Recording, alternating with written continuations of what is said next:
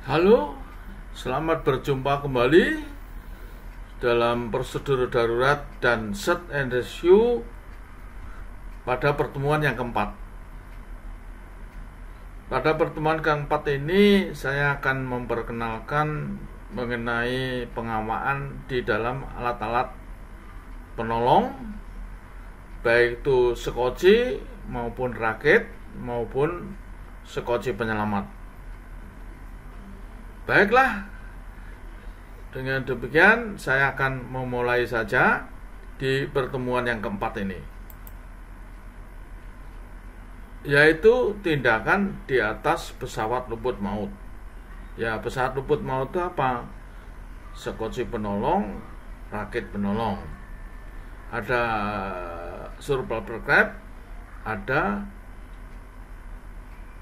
survival craft itu life boat dan life raft, baru ada rescue boat, ya, sekoci penyelamat. Sekoci penolong ya sekoci di kapal, sekoci penyelamat itu untuk menolong orang yang jatuh di laut. Kira-kira demikian. Jadi ada bedanya rescue boat, sekoci penyelamat dalam bahasa Indonesia, life boat, sekoci penolong dalam bahasa Indonesia. Sudah saya jelaskan di awal pertemuan di prosedur darat ini. Maka saya akan lanjutkan tindakan di atas pesawat luput maut. Ya, tindakan di atas pesawat luput maut ya termasuk sekoci maupun rakit. Yang nomor satu, segera menjauhi kapal yang tenggelam, kalau kapal itu tenggelam. Karena kalau tidak, pesawat luput maut Anda akan terisap oleh tenggelamnya kapal itu kalau masih nempel di lambung kapal atau masih dekat dengan kapal yang musibah itu. Jadi segera menjauhi kapal yang akan tenggelam. Kalau enggak akan terisap ke dasar laut. Kira-kira demikian. Baik di life raft maupun di life boat. Yang kedua, tindakan setelah masuk ke sekoci penolong apa saja? Ya, bisa ke sekoci penolong, bisa juga ke rakit penolong. Tapi perlu diingat, kalau di dalam prosedur darurat secara ilmu pengetahuan disebut-sebut mengenai rakit penolong ini, seolah-olah antara sekoci penolong dan rakit penolong ini sama tingkatannya. Tapi di sini perlu saya tegaskan bahwa sedapat mungkin Anda harus ke sekoci penolong. Ya, sekoci penolong ini kalau sekoci tertutup sudah pasti Anda masuk dulu, baru sekoci itu diturunkan.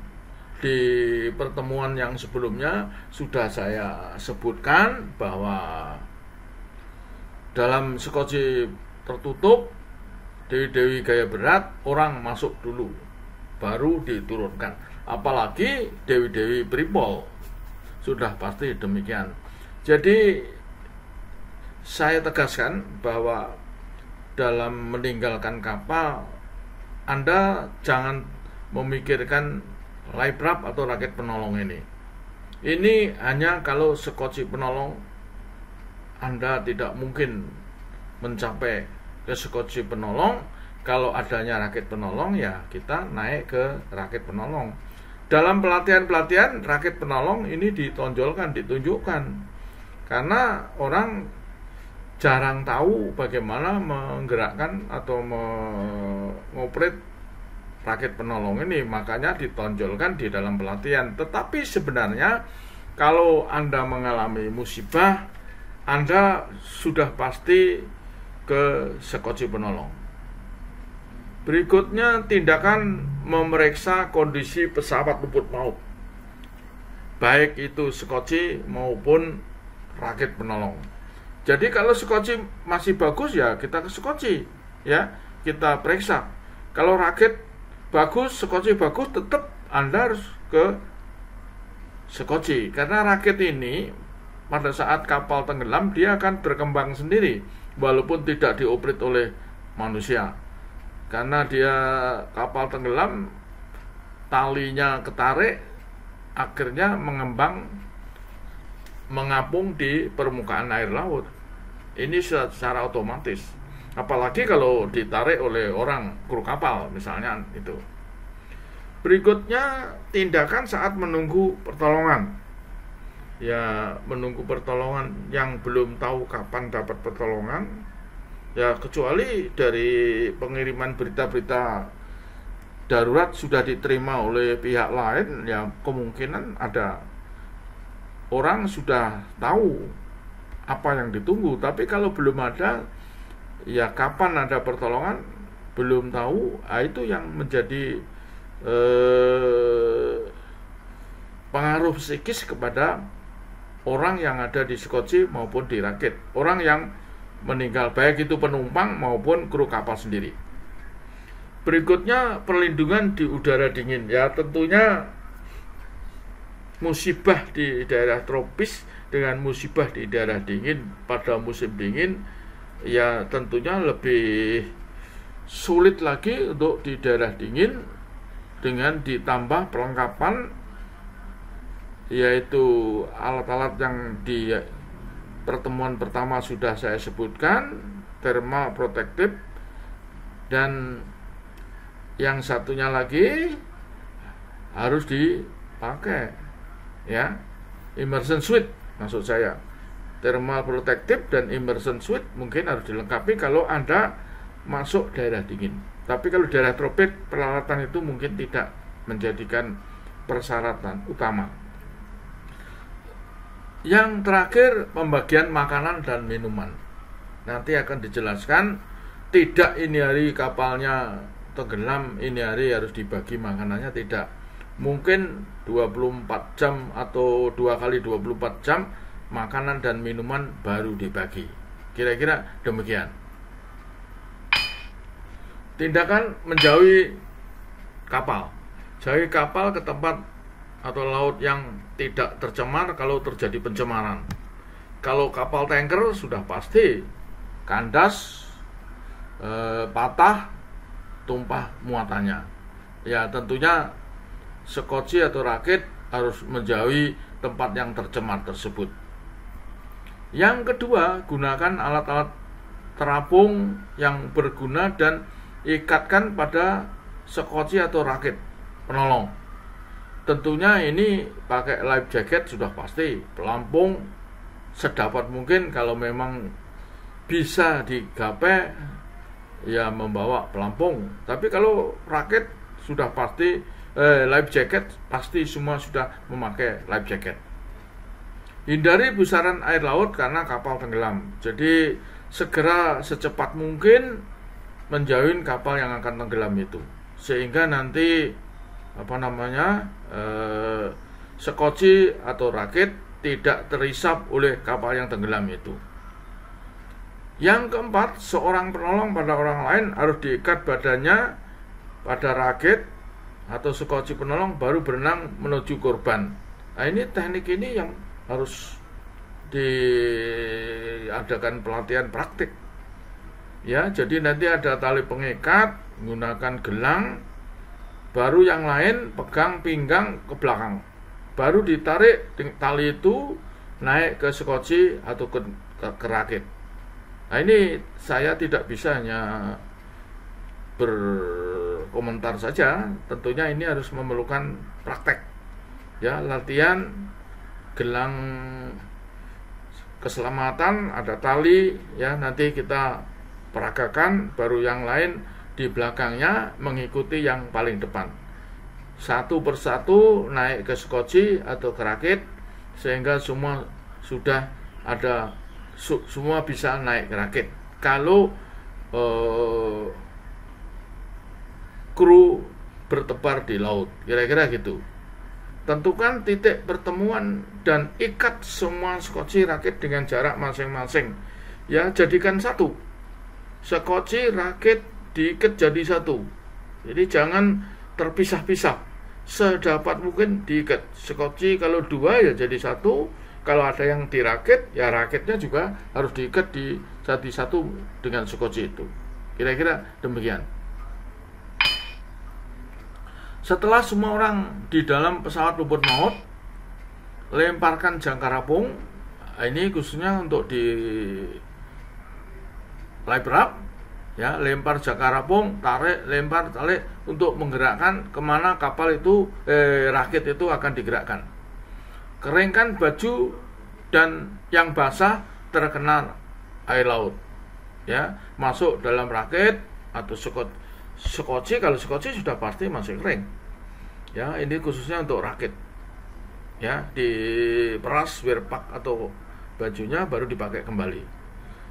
Segera bagikan tablet anti mabuk ke semua orang, supaya ya bagi orang yang pemabuk tidak mabuk laut, kira-kira begitu. Tapi kalau yang memang kuat ya nggak makan tablet anti mabuk pun orang tetap kuat, ya. Obati yang terluka ini nanti P3K. Kalau di kapal ada perwira kesehatan, ya ini tentunya perwira kesehatan di dalam skoci itu, atau mungkin ada dokter untuk di kapal passenger, bisa saja terjadi. Segera organisir dan bentuk tim untuk penyelamat, ya. Artinya kalau memang masih ada yang di laut mengapung-apung, bentuk tim, gunakan tali pengamat, ya, baru ditarik. Ya, ini harus dipraktekkan. Tidak bisa saya hanya cerita, harus dipraktekkan ini, ya, kira-kira begitu.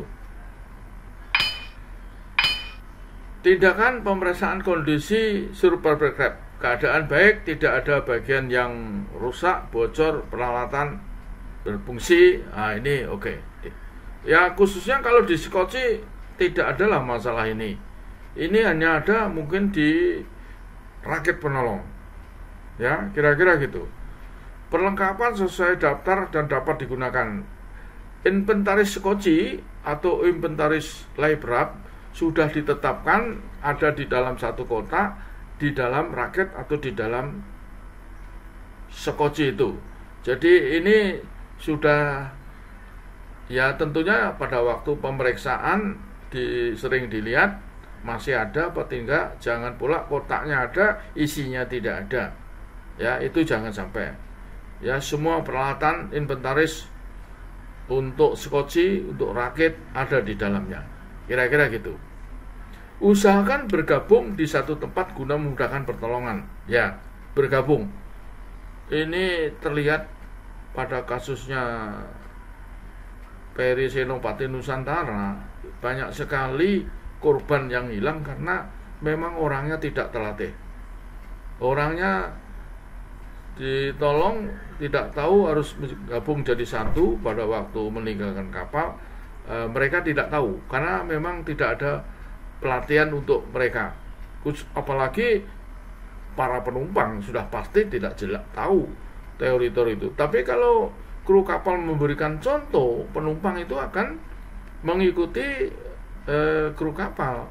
Tapi karena kru kapal juga tidak ada pelatihan untuk PSRB barangkali, ya itulah akhirnya banyak korban yang hilang, ditolong sampai gelap, tidak kelihatan lagi, belum seluruhnya korban diangkut ke kapal TNI AL itu.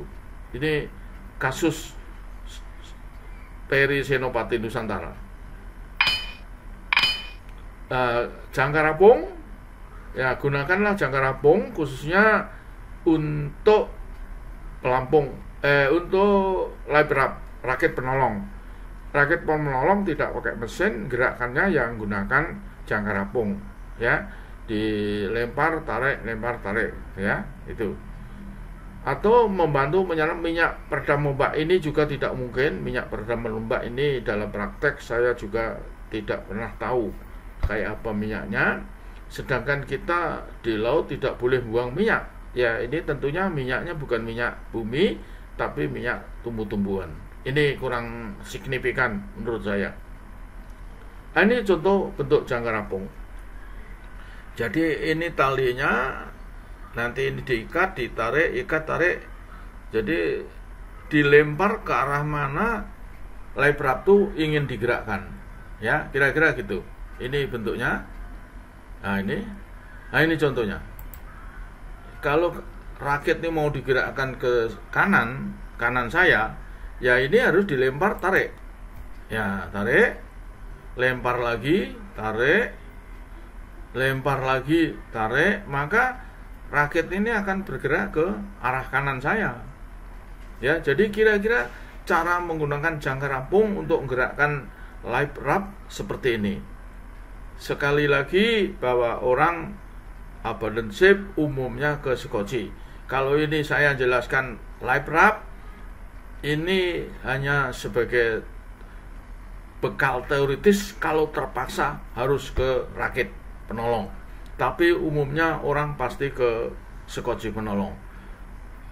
Jangkar apung di samping untuk rakit bisa juga ditunda di belakang untuk mengurangi goyangan daripada skoci ini karena adanya ombak. Ya, dengan ditunda di belakang, maka goyangan daripada skoci akan kurang karena ombak. Kira-kira demikian. Tindakan setelah berada di rakit penolong ini, ya, putuskan tali pengikat dengan badan kapal, jangan sampai terbawa tenggelam kapal. Lemparkan jangkar apung, ya tadi gerakkan kemana arah dari gerakan itu, kesitulah jangkar apung dilempar, tarik, lempar, tarik. Cari korban, gunakan dayung dan tali apung untuk berenang korban. Ya, nanti tali apung dilempar, ada gelangnya, baru ditarik. Gunakan jaket berenang, sudah pasti semua menggunakan jaket berenang. Dalam situasi darurat meninggalkan kapal, ya sudah pasti semua, tidak ada yang tidak pakai jaket berenang. Keringkan bagian dalam rakit, ya, dengan busa, semacam busa, diperas, dilap, diperas sehingga di dalam rakit kering. Ya, bagikan obat anti mabuk, sama juga seperti di skoci. Jaga kondisi tetap adem, tidak dingin, tidak panas. Ya tentunya kalau panas dibuka pintu masuk ke rakit. Ya, kalau dingin ya ditutup. Kira-kira demikian. Ya, obati yang terluka, bagi kalau ada dokter, bagi perwira kesehatan, ya, ada kotak P3K. Jaga tekanan angin sesuai kebutuhan. Di dalam live wrap ada pompa untuk bantalan angin. Ya, kalau kira-kira sudah mulai berkurang, ya dipompa lah, kira-kira gitu. Ya, jangan sampai bantalan itu bocor karena tersundut rokok dan sebagainya. Kira-kira gitu. Atur tugas jaga, gunakan isyarat. Jadi tugas jaga untuk di dalam rakit atau skoci cukup satu jam. Satu orang, satu jaga 1 jam. Ya, ini menurut tanggap darurat. Menurut prosedur darat diharuskan tidak lebih dari 1 jam tugas jaga untuk melihat barangkali ada pertolongan dari pihak luar. Ya, gunakanlah isyarat bahaya bila melihat kapal, pesawat atau daratan, ya, yaitu smoke signal, red hand flare, dan parachute signal. Ini bisa dioperate, dihidupkan untuk menarik perhatian bagi si penolong. Hemat air tawar, tampung air hujan, jangan minum air laut. Jadi nanti kalau di live wrap, tentunya yang ada di kanopi itu air laut, itu dibersihkan dulu, baru kemudian untuk menampung air hujan. Ya, jangan minum air laut, apalagi kencing, air kencing tidak boleh diminum. Itu tidak ada itu aturan tentang air kencing. Tindakan saat menunggu. Saat menunggu adalah sangat membosankan dan menegangkan. Apalagi belum ada informasi dari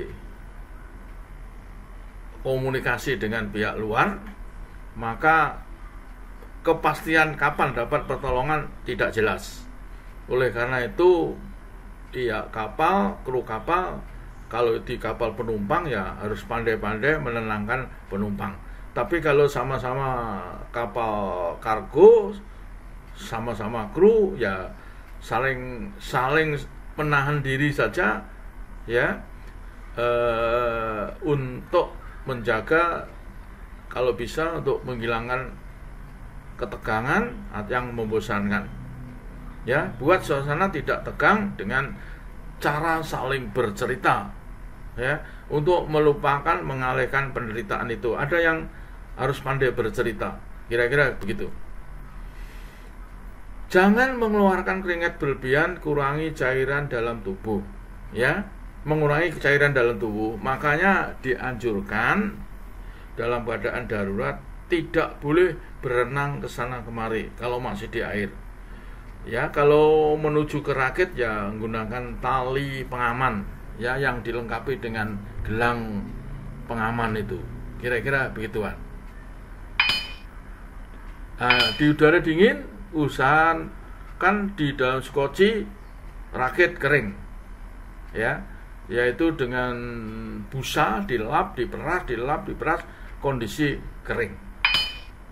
Berkumpul secara berkelompok supaya hangat. Kalau dirakit ya satu sama lain pegangan dengan tangan kiri kanan. Ya, ini perlu dipraktekkan ini, yang ini di dalam praktek.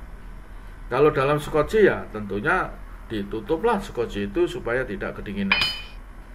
Pakaian yang basah diperas ya, dikeringkan baru dipakai lagi. Karena dengan basahnya pakaian itu rasa dingin tidak bisa dihilangkan. Tapi kalau pakaian sudah diperas, tidak ada air lagi, ya tentunya rasa dingin sudah berkurang. Buat sedikit gerakan badan, luruskan kaki, jari-jari tangan, kaki untuk memperlancar peredaran darah. Ya, kalau di dalam rakit bisa diluruskan. Kalau tadinya duduk bersila barangkali bisa diluruskan ya, tangan jari digerakkan supaya peredaran darah bagaimanalah bisa lebih lancar lagi, bisa normal saja, kira-kira begitu. Petunjuk mempertahankan cairan dalam tubuh, lindungi permukaan kulit ya, pakai wearpack lah, atau pakai baju, pakai jaket dan sebagainya. Jangan banyak bergerak, sebaliknya tidur dan istirahat. Kalau memang tidak jaga ya tidur saja. Jangan minum air laut atau campuran air tawar ya, tentunya ini Anda akan bertambah haus kalau minum air laut. Karena justru cairan yang ada di dalam tubuh Anda diserap oleh garam laut itu. Ya, kira-kira gitu. Ya, minum air kencing juga kayaknya tidak ada ketentuan itu. Jadi jangan sampai ini terjadi. Karena ini ada isu-isu tidak bisa dipertanggungjawabkan, boleh minum air seni. Tapi ternyata kenyataan dilarang, jangan sampai minum air kencing. Jangan minum alkohol atau merokok. Ini Anda akan tambah haus ya, menambah haus di dalam skoci atau rakit. Ya, sebaiknya gulung-gulung kancing baju aja supaya mulut Anda tidak keringan. Ya, kira-kira gitu. Jangan makan kecuali tersedia air untuk mencernakan. Ya, ini dianjurkan juga. Ngunyah makanan juga harus tidak perlu tergesa-gesa.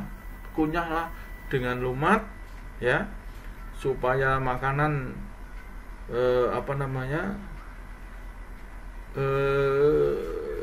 dengan air dari mulut Anda, kira-kira gitu ya, bercampur dengan cairan dari mulut. Kalau makanannya pelan-pelan, tidak tergesa-gesa, tidak ditelan. Berikutnya membagi makanan ya, ini hari pertama tidak dibagi air kecuali yang luka. Hari kedua, ketiga baru dibagi sesuai ketentuan. Malah dalam prosedur darurat dianjurkan 2 hari kemudian, 2 kali 24 jam makanan baru dibagi. Karena orang itu tidak makan pun masih bertahan, masih kuat menurut ilmu kesehatan. Jatah per orang 500 cc per hari, mengingat persediaan air, jumlah penumpang, jumlah air tambahan, perkiraan dan lain-lain. Ya, diperkirakan 500 cc. Jumlah air yang tersedia di Skocie 1-3 liter per orang. Dirakit 1-1,5 liter per orang. Ini inventaris. Jadi bisa dibayangkan satu hari harus minum berapa cc. Kira-kira begitu. Sesuai dengan kira-kira kapan korban ini dapat pertolongan. Pembagian air 3 kali, sepertiga setelah matahari terbit, sepertiga siang hari, sepertiga setelah matahari terbenam. Ya, ini teknik pembagian air di dalam Skocie maupun dalam rakit. Ya, ini saya bercerita soal rakit seperti sebelumnya tadi saya ulang-ulang. Orang pasti ke Skocie, bukan ke rakit. Kalau saya cerita rakit, karena saya harus menjelaskan tentang rakit penolong itu. Ya, karena itu merupakan bagian dari alat penyelamat diri, kira-kira gitu. Petugas perbekalan harus banyak akal, pandai-pandai menenangkan penumpang, tahu tipu muslihat penumpang, ya, penjatahan adil, ya. Ini khususnya menghadapi penumpang untuk di kapal penumpang, di mana ya pasti orang akan berebutan mengenai air itu. Oleh karena itu, pandai-pandailah petugas itu, umumnya dari orang-orang dari catering department atau hotel department untuk di kapal penumpang. Pembagian makanan harus disesuaikan dengan pembagian air. Jadi sama, kasih makanan ya pasti harus dikasih air. Ya, makanannya mungkin dalam bentuk cabin, ya, semacam wafer yang ada di inventaris Skocie maupun di rakit, kira-kira begitu. Baru ditambah air minum. Usahakan mencari sumber makanan lain. Boleh, ya, menurut prosedur darurat boleh makan ikan, namun hati-hati jangan ikan yang mengandung racun dimakan. Khususnya yang kita ketahui sebagai contoh ikan buntel itu, yang tidak tahu cara memasak, ada racunnya ikan buntel itu. Maka jangan dimakanlah ikan yang seperti itu. Atau mungkin burung, kalau dapat burung, ya, tapi kayaknya kok kalau burung dalam keadaan meninggalkan kapal, apa ada burung yang bisa kita tangkap? Ini hanya ada dalam teori kelihatannya tentang burung ini. Kira-kira demikian. Nah, pembagian rangsum saya ulangi, ya, rangsum sebaiknya disimpan selama mungkin, mengingat bahwa seseorang dapat hidup cukup lama tanpa makanan. Jangan makan sebelum 24 jam setelah meninggalkan kapal, ya. Jadi 1 hari, 1 malam baru boleh dibagi makanan. Contoh cara pembagian rangsum. Rangsum darurat dibagi 3 tadi, pagi, sore, siang. Pagi, siang, malam, ya. 2/3 dari rangsum itu dibagi rata dengan perkiraan untuk berapa hari lamanya sebelum Laiprap mendapat pertolongan, agar jumlah yang harus dibagikan setiap hari sudah dapat ditentukan. Ya, ini yang sulit. Ini cerita Laiprap. Jadi saya tadi sudah berulang-ulang, orang meninggalkan kapal umumnya pasti milih ke Skocie, bukan di rakit. Kira-kira gitu. Yang sepertiganya lagi dari rangsum disimpan untuk hari-hari yang melebihi perkiraan datangnya pertolongan yang ditunggu. Ya, ini kalau dari pihak korban bisa koneksi dengan pihak lain, apakah itu kapal yang lewat, apakah itu pihak darat, ya tentunya ini semua bisa dihitung. Tapi kalau belum tahu kapan, belum ada hubungan dengan pihak lain, ya tentunya ini akan sulit ditentukan. Hanya kira-kira gitu. Kunyah makanan secara lembut, ya, kunyah lambat supaya dapat dicerna dengan sempurna. Jadi makannya tadi sudah saya sebutkan, dengan dikunyah yang sebaik-baiknya. Kira-kira begitu. Pembagian air minum. Air minum tidak dibagikan sebelum 24 jam sesudah meninggalkan kapal. Sama dengan makanan tadi. Pemimpin menentukan banyaknya air minum yang boleh diminum dalam satu hari. Kemudian dibagi 3 bagian untuk pagi, siang, dan malam, dan didistribusikan secara adil. Tadi sudah. Pertimbangan banyaknya air yang dibagikan untuk orang-orang yang cedera dan kehabisan tenaga. Ada fasilitas orang-orang yang mengalami cedera dan atau yang kehabisan tenaga, ya. Yang masih sehat tentunya ya harus ya tidak diberikan keistimewaan, ya. Jika mungkin secara ideal setiap orang minum 500 cc air tiap hari, ya, dibagi 3 itu, pagi, siang, malam. Bila terpakai dapat dikurangi, seseorang dapat bertahan cukup lama dalam keadaan hanyut dengan 150 cc air minum sehari. Ini sudah ada dari kesehatan, 150 pun orang masih bisa bertahan. Jangan meneguk air dengan cepat.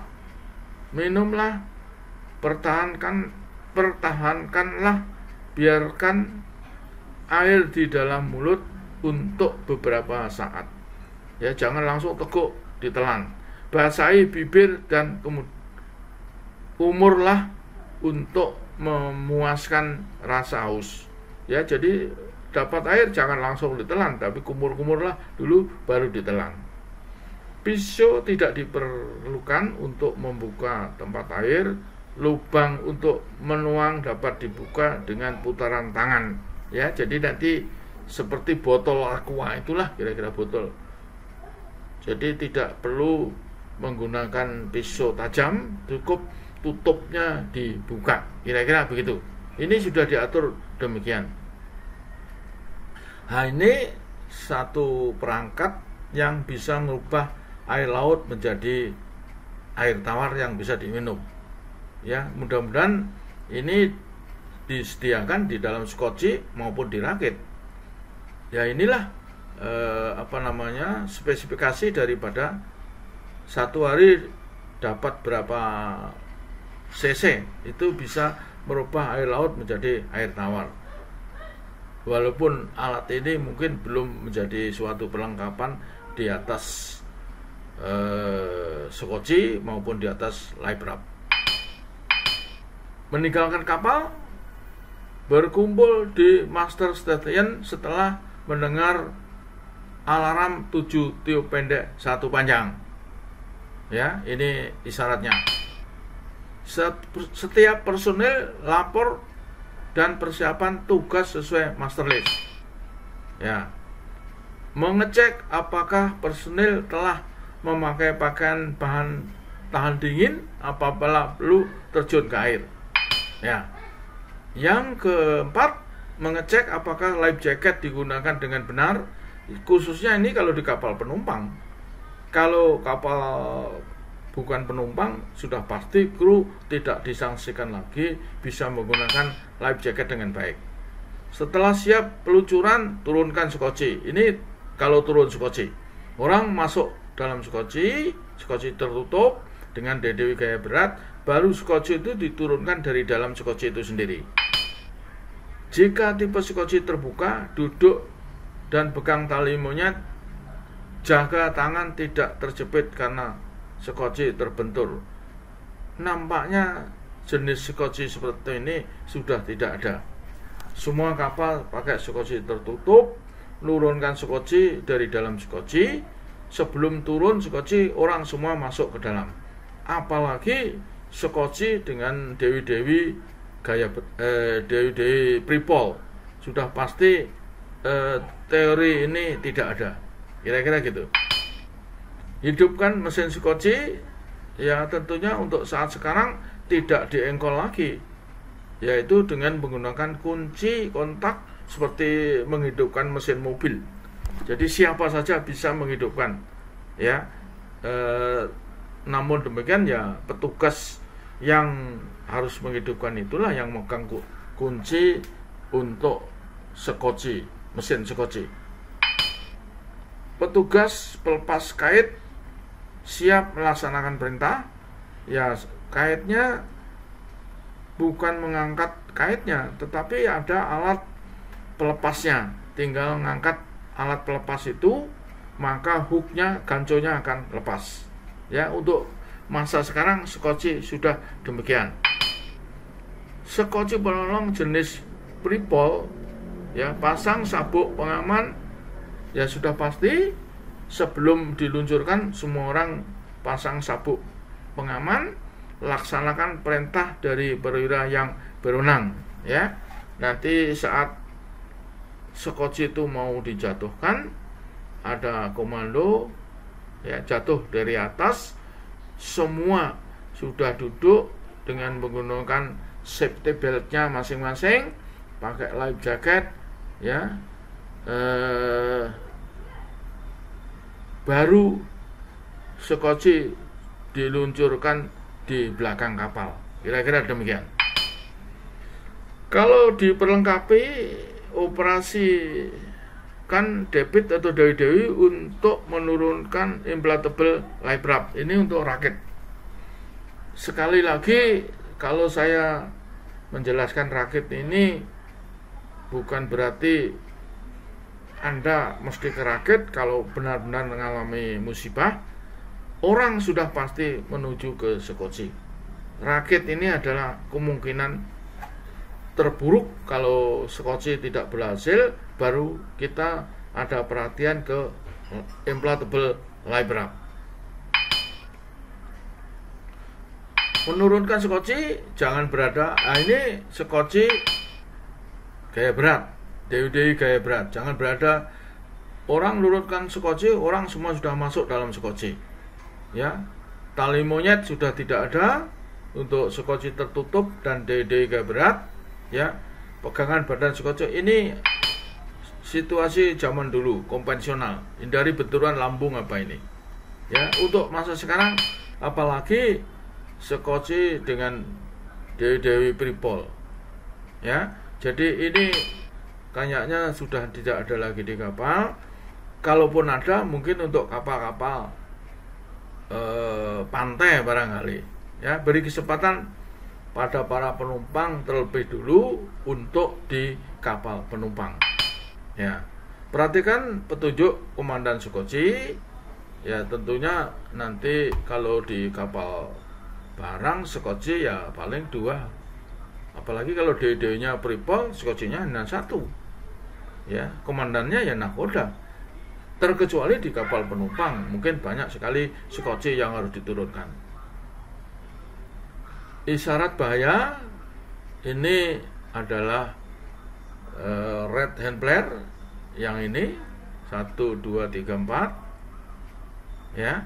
Ini dihidupkannya seperti ini. Baru ini smoke, semboyan asap. Baru ini parachute checknya yang ditebarkan ke atas, ya. Kira-kira demikian. Nah, ini juga, ini kantongnya saja, ya. Nah, ini radar reflektor yang sebelah ini. Isyarat malam hari, parachute checknya ya bisa dilihat sampai 35 mil. Red hand flare 10 mil, ya.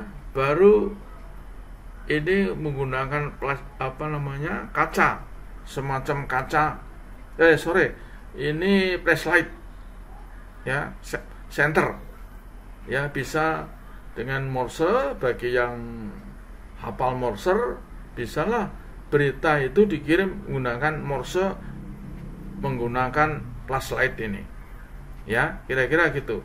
Titik strip ya harus apa, untuk A titik strip, untuk B strip titik, untuk Charlie strip titik, untuk Delta strip titik, untuk Echo titik. Ya saya sendiri masih hafal untuk menggunakan Morse itu, kira-kira begitu menggunakan. Tapi si penerima apakah dia masih tahu Morse, masih hafal Morse, itu juga merupakan kesulitan yang ini, ya ini ya paling dengan red and blur tahu bahwa di sana ada korban, kira-kira begitu.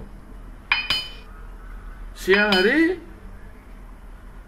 smoke ya yang terapung dilempar ke permukaan laut, baru keluar asap warna oranye. Ya, saya sering mengadakan pelatihan dengan memperagakan smoke ini di Sungai Grong, ya itu. Nah, ini kaca untuk memberi perhatian, ya dipantulkan sinar matahari menggunakan kaca. Ya, bendera Semapur atau bendera November Charlie, ya kotak-kotak dengan bendera biru putih merah strip-strip, ya di bawahnya ini. Ya tentunya untuk kapal yang sempat ini kayaknya tidak masuk akal.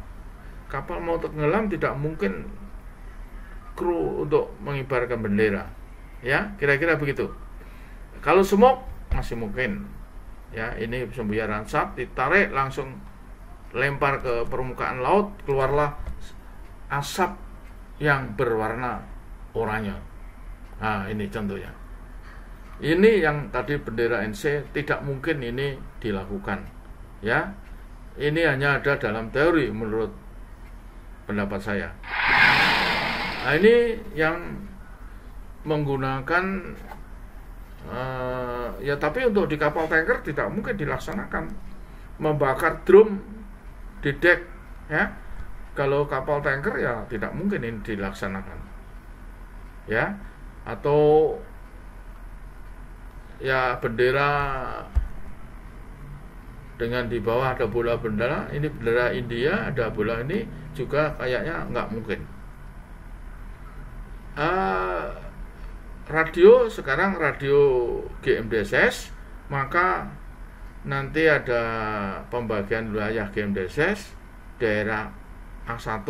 Ini saya tidak masuk wilayah GMDSS, hanya secara singkat orang sudah tahu, para pasis ANT 2 ini sudah tahu daerah A1, A2, A3, A4, ya.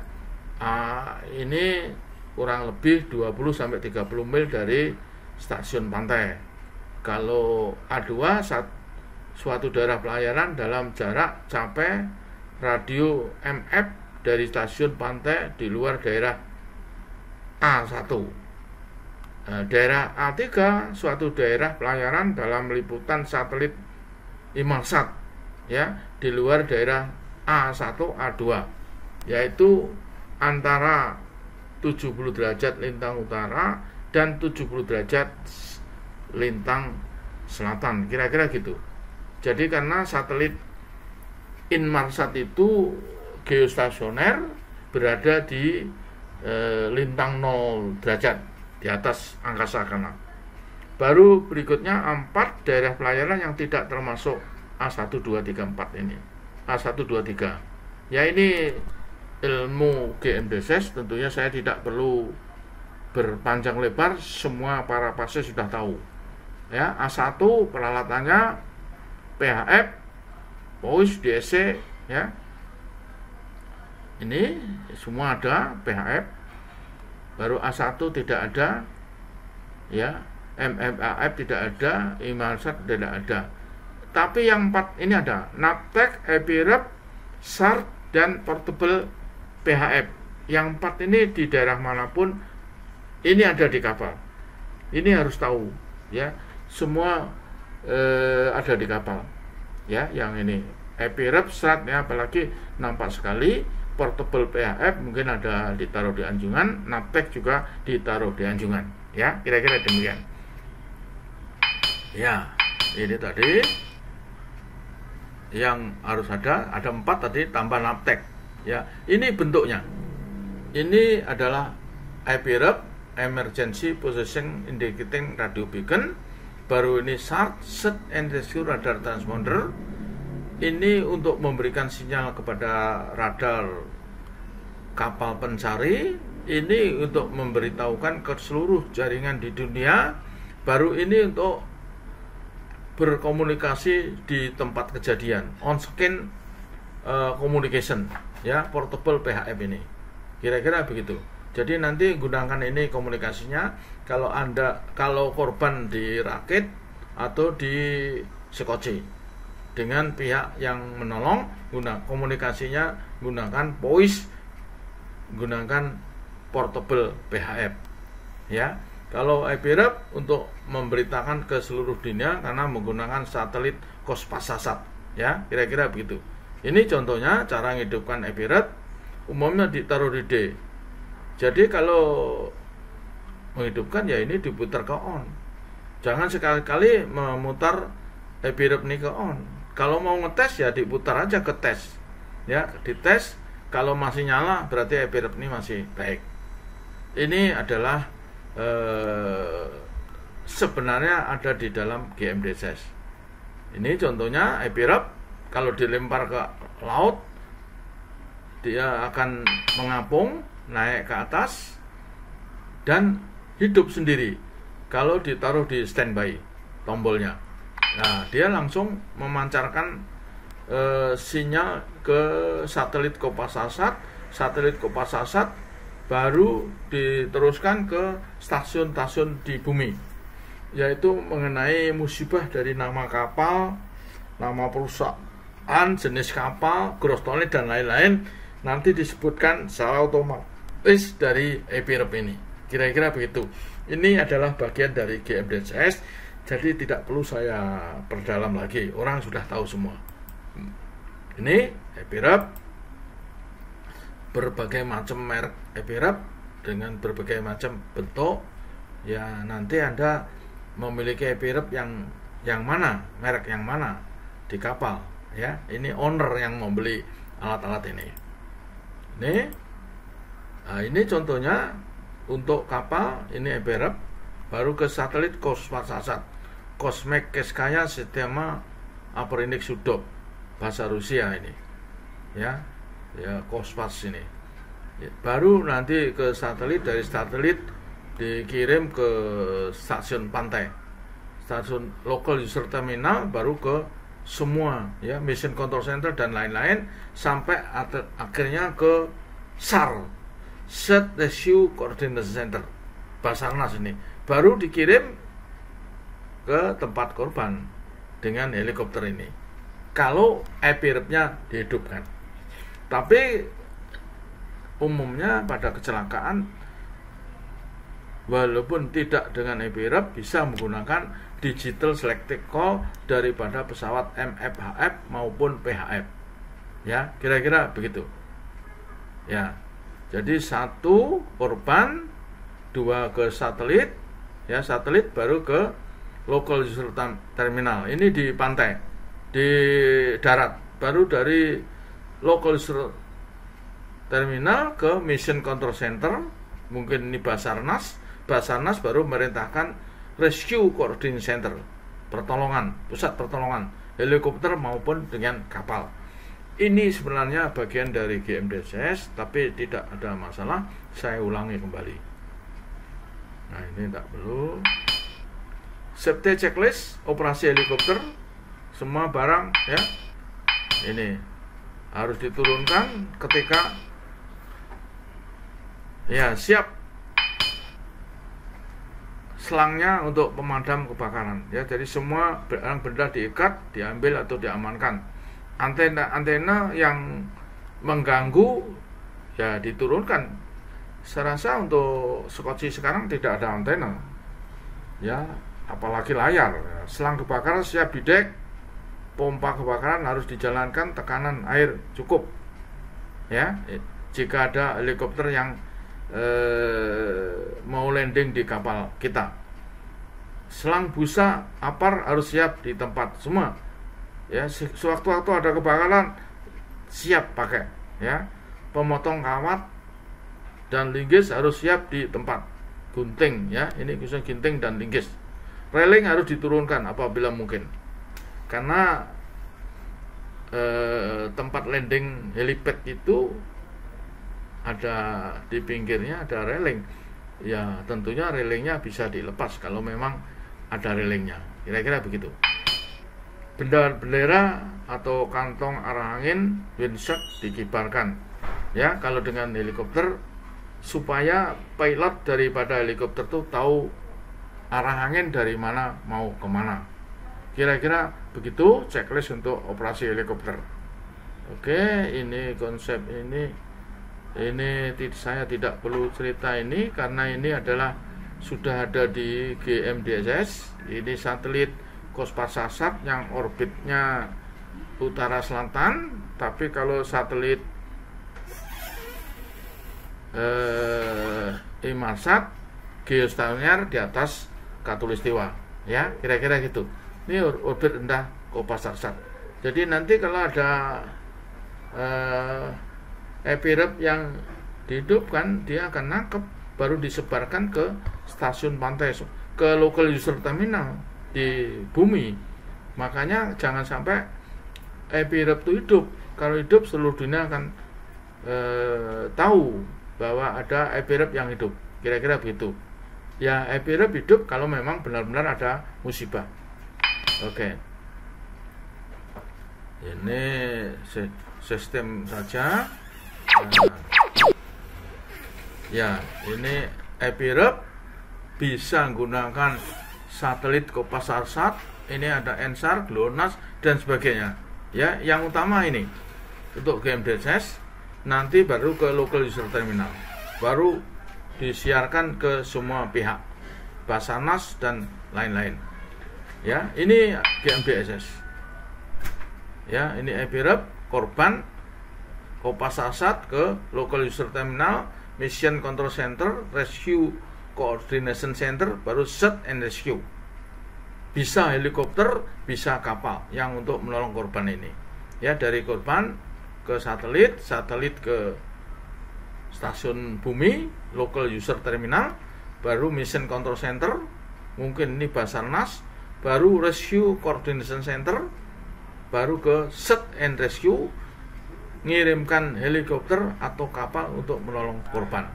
Kira-kira begitu urut-urutan daripada pertolongan dengan sistem GMDSS ini. Nah, ini cara naruh naruh SAT, ya, tegak lurus, paling tidak 1 meter di atas permukaan laut, ya, baru dihidupkan. Nanti akan ditangkap oleh ini untuk diskoci, ini tadi untuk dirakit, ya, ditangkap oleh si penolong di dalam tabir radar. Nanti akan saya tunjukkan. Ini adalah portable PHF, ya, ini SAR, ya, ini contoh. Kalau ini dihidupkan, SAR-nya Search and Rescue Radar Transponder, kapal lain menghidupkan radar, ya, ini hidupkan radar, nanti akan nampak 12 titik dalam tabir radar sinyal dari SAT ini. Jadi kapal ini jika mau menolong sekoci ini rubah haluan menuju ke sana, nanti akan jumpa dengan sekoci dari orang yang mengalami musibah. Ya, jadi kapal ini merubah haluan ke sana, nanti akan jumpa ini. Ya, ini sudah sistem dibuat demikian rupa untuk SAR ini, Search and Rescue Radar Transponder, di dalam tampilan sebuah radar yang dioperate dari si pencari korban. Kira-kira demikian. Kategori komunikasi, DES artinya sebuah kapal dalam mara bahaya yang tidak dapat dihindari, dan memerlukan bantuan segera. DIS singkatan distress, mara bahaya. Urgen, pengumuman penting, informasi keselamatan. Ini khususnya di NAPTEK ada nih, atau permintaan bantuan medis ya. SAP ya, safety, pencarian sebuah berita yang berisi suatu perhatian, pernyataan penting, perihal berita, navigasi, meteorologi dan sebagainya. Mungkin ini berita-berita mengenai nyalanya sebuah rambu-rambu di selat-selat ya, beacon. Mungkin yang tadinya padam kemudian nyala, atau yang nyala kemudian padam, akan disiarkan dengan kode SAP ini ya, nanti ada di NAPTEK ya. Yang ini yang rutin, yang berita-berita biasa, hubungan antara satu kapal dengan kapal lain atau kapal dengan pihak darat ya, ROW singkatannya. Inilah PHF channel 16 dilengkapi dengan digital selected call ya, umumnya ini MFAF ya. Oke, ini tadi sudah pertolongan dengan helikopter ya, sudah. Maka untuk pertemuan kali ini saya akhiri. Terima kasih atas perhatian Anda ya. Jumpa kembali nanti di pertemuan yang kelima. Sekian, terima kasih atas perhatiannya sekali lagi.